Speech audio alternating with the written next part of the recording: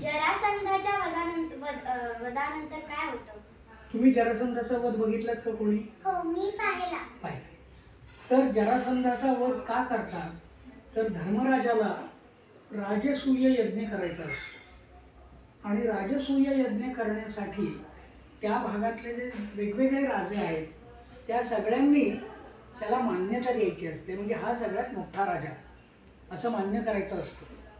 मग त्याच्यासाठी दोन प्रकार असतात की एक तर त्याला निमंत्रण द्यायचं की आमचा असा राजसूय यज्ञ होणार आहे, तुम्ही त्याला मान्यता द्या आणि आमच्याकडच्या लग्नाला यज्ञाला या. नाही म्हणला तर मग त्याच्याशी युद्ध करायचं, त्याचा पराभव करायचा आणि मग तो आपोआप येतोच. तो मांडलिक बनलेला असतो किंवा गुलाम बनलेला असतो. मांडलिक म्हणजे एखाद्या राजाच्या प्रभावाखालचा जो असतो त्याला मांडलिक म्हणतात. तर अशाच पद्धतीने जरासंध खूप रागीट असतो, पराक्रमी असतो, ताकद असते त्याच्याकडे आणि त्यांनी कृष्णाला अनेक वेळा हरवलेलं असतं.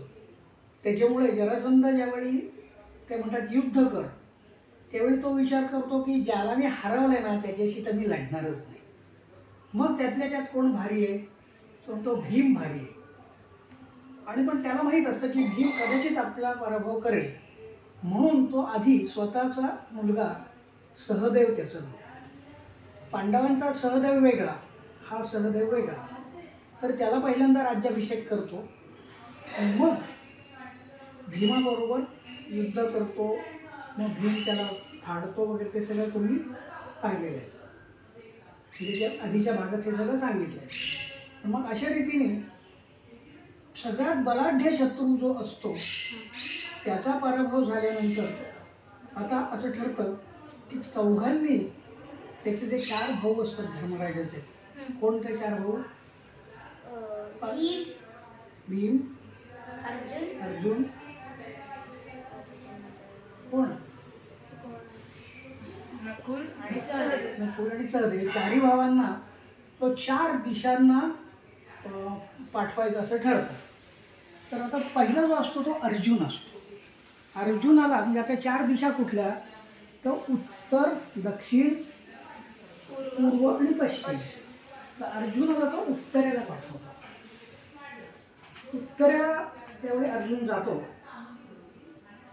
त्यावेळी भगदत्त नावाच्या राजाला तो भेटतो. तर भगदत्त राजा हा अर्जुनाच्या बाबांचा मित्र असतो. त्याला अर्जुन आवडत असतो, पण तरी सुद्धा तो म्हणतो की तू माझ्याशी युद्ध कर, तू किती ताकदवान आहेस ते मला बघायचं आहे.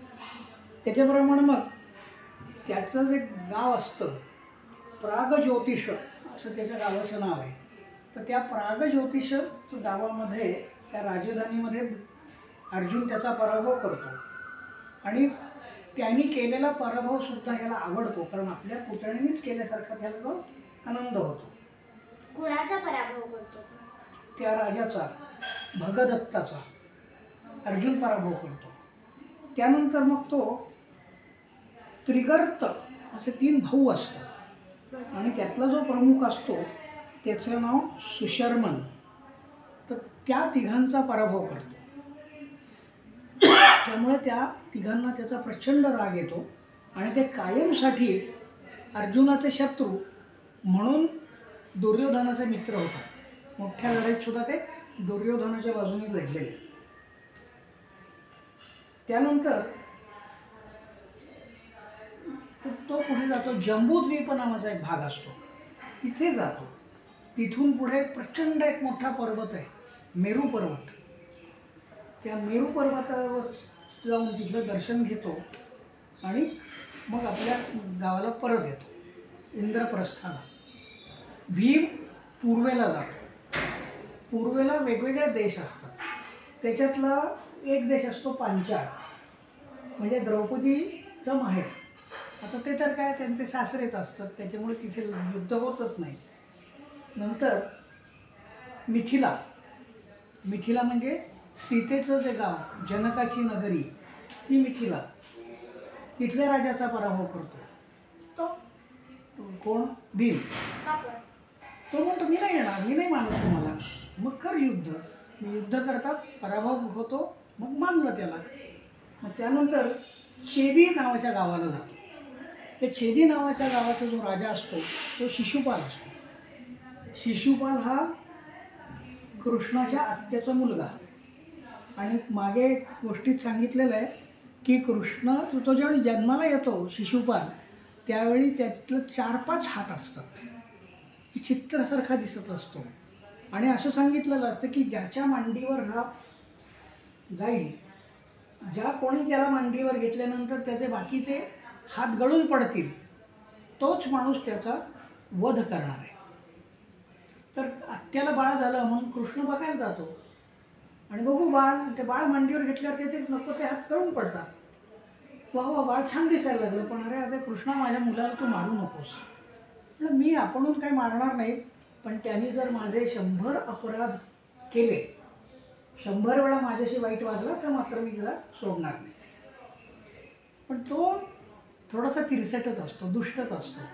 तो खूप वेळा त्यांनी याचे अपराध केलेले असतात श्रीकृष्णाचे. पण तरी तो म्हणतो की काय हरकत नाही, मी येईन तुमच्याकडच्या समारंभाला. त्यानंतर मगध देशला तो जातो.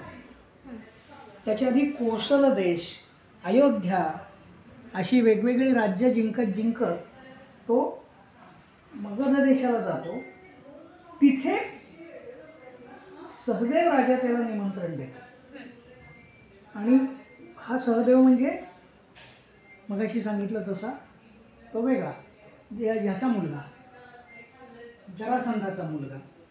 तर त्याला याच्याबद्दल प्रेम असतं. जरी वडिलांना मारलं असलं तरी चांगले लोक आहेत, त्याला माहीत असतं. मग तिथून तो पुढे जातो आणि सहदेव जो असतो, पांडवांचा सहदेव, तो दक्षिणेला जातो. दक्षिणेला जात जात जात तो दंतवक्र जे वाकड्या दाताचा असतो त्याचा पराभव करतो. श्रेणीमान नावाचा एक राजा असतो, त्याचा पराभव करतो. आणि अवंतीचे राजे विंद आणि अनुविंद, महिष्मती, ज्याला माहिष्मती म्हणता ना तुम्ही सिनेमात आहे, तसं महिष्मती नावाचा एक देश होता, तिथे राज्य होतं. तिथे जातो आणि तो नील नावाचा राजा असतो, त्याचा पराभव करतो. आणि तो जात जात दक्षिणेला जात जात श्रीलंकेपर्यंत जातो. लंका माहिती आहे तुम्हाला. आणि तिथे त्याला श्रीलंकेत जाण्यासाठी घटोत्कचा मदत करतो. घटोत्कच कोण? तर भीमाचा मुलगा. त्यांनी सुभद्रेच्या विवाहाच्या वेळी मदत केलेली असते काकाला. आता हा दुसरा काका सहदेव, त्याला तो मदत करतो. मग त्याच्यातली जी लोक असतात श्रीलंकेतली, ती बिभीषणाचीच मुलं असतात, मुलं बाळ असतात. तर ते म्हणतात की अरे हे चांगले आहात तुम्ही, आम्ही तुमच्याबरोबर येऊ. असं करत करत करत करत तो श्रीलंकेहून परत येतो. आणि मग त्याचा जो भाऊ असा वाटेत येता येता त्याला चित्रांगदा नावाची एक बाई भेटते. ती त्याची भावजाई असते. चित्रांगदा म्हणजे कोण? तर अर्जुन प्रवास करत असताना त्यांनी 2 मुलींची लग्न केली होती, एक उलुपी आणि एक चित्रांगदा. तर त्या चित्रांगदेचा जो मुलगा, त्याचं नाव बब्रुवाहन, तो तर राजा झालेला असतो. तर मग त्याची भेट घेतो. तो मी येणार. नंतर नकुल असतो, तो पश्चिमेला जातो आणि तो द्वारकेपर्यंत जातो. तिथे काही त्याला फारशी कोणाशी युद्ध करायला लागत नाही. आणि द्वारकेला तर काही श्रीकृष्णच असतो. तो म्हणतो धर्मराजाच्या कार्यक्रमाला मी येणारच. आणि अशा रीतीने सर्व मंडळींना ते निमंत्रण करून आता याच्यात येतात. कुठे? इंद्रप्रस्थामध्ये येतात. आता इतक्या देशोदेशीचे राजे येणार, मोठमोठी माणसं येणार, म्हणून त्यांना राहायला व्यवस्था केली पाहिजे. आणि ते राजे आहेत म्हणजे फालतू हॉटेलमध्ये ठेवून चालणार नाही त्यांना. त्याच्यामुळे त्यांच्यासाठी वेगवेगळे महाल बांधायला सुरुवात करतात. आपल्याकडे पिंपरीच्या तिथे बालेवाडी आहे ना, बालेवाडीला एकदा असं मोठे हे झालं होतं, स्पर्धा झाली होती. एशियन गेम झाले होते आणि वेगवेगळ्या देशातले लोक येऊन राहणार होते.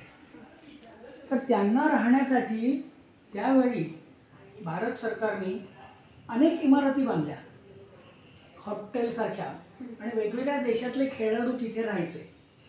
आणि ते संपल्यानंतर त्या इमारतींचं काय करायचं तर पिंपरी भागातले जे पोलीस होते त्यांना राहण्यासाठीची ती घरं किंवा सरकारी काही कामं असतील तर तिथे ऑफिसर अशा पद्धतीचा त्या घरांचा नंतर वापर केला.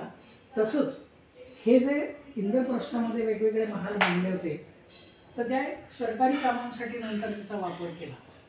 आणि मग सगळे राजे आले. मग प्रचंड मोठा यज्ञ झाला. त्या यज्ञामध्ये महर्षी व्यास कोण तिचे सत्यवतीचा मुलगा आणि ज्यांनी महाभारत लिहिलं ते पण आले होते. आणि श्रीकृष्णही आला होता. सगळेच आले होते आणि अत्यंत उत्तम तो कार्यक्रम होतो. मग याला राज्याभिषेक करतात धर्मराजाला. आणि हे सगळ्याला त्यांचे चुलत भाऊ पण आलेले असतात. कोण कौरव.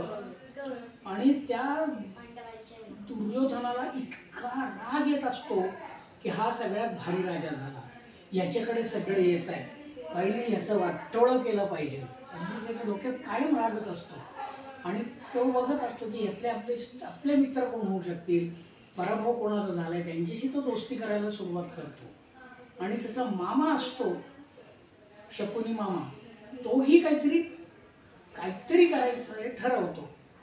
आणि मग तो कार्यक्रम संपतो आणि आता म्हणतो की आता काहीतरी आपण करू. दुर्योधन म्हणतो काहीतरी. म्हणतो थांब, आता जाता जाता आपण यांना काहीतरी अडकवूया. म्हणून मग तो धर्मराजाकडे जातो. बरं आहे धर्मराजा, आता आम्ही निघतो, पण धर्मराजा तुला द्यूत खेळायला आवडतो ना? द्यूत म्हणजे असे फासे टाकून लिवणं जसा असतो तुमचा तसा असतो, तर तसं आपण खेळूया.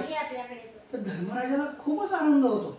अरे चालेल, अरे आणणार इथे नको म्हणला, तू आमच्याकडे ये, सगळे तुम्ही भाऊ या, तिथे आपण द्यूत खेळू, आता तुम्ही जमलेला आहात सगळे. आणि अशा रीतीने त्यांना द्यूताचं निमंत्रण देतात.